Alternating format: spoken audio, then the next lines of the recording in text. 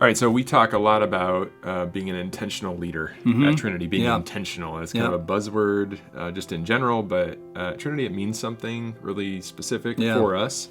It's part of the DNA of our small groups. Every leader, we're seeking to train and raise up to be intentional with their group, but we're just, as believers, we want to be intentional with one another and with those outside our church. So what does it mean to be an intentional leader? Why do we say that?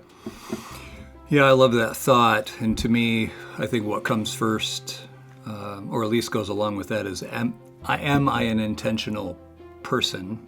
And I think of Jesus' picture of the 100 sheep, and there's one that's gone. And Jesus, the scripture says, he searches until he finds that one sheep. So if it's a couple hours or a couple days, he's very intentional on, I'm going to chase you down, I love you, and I'm going to look for you till I find you. So I think it's the idea of really trying to live that way.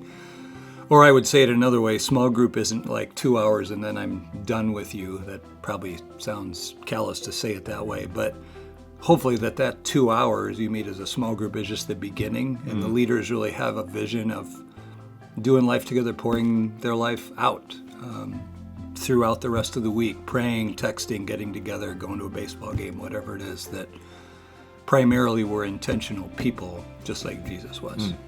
Yeah, man, I always tell my small group, you don't need our permission to get together during the week. Yeah, right. This is just the launching point for relationship. And, I love that you pointed out Jesus' intentionality. I mean, if you read the Gospels and you think about how intentional Jesus was with how he would take aside the disciples and explain something to them, or how he would kind of equip them and send them out to train them, or how he would, maybe sometimes it was taking one disciple aside and using a teachable moment to speak into their lives. How can we more and more model our life after Jesus and be intentional towards raising others up in that vision of Christ-likeness? It's not just being intentional to get somebody to do what we want them to do. Right. It's being intentional in helping lead others and pointing them to become more like Christ.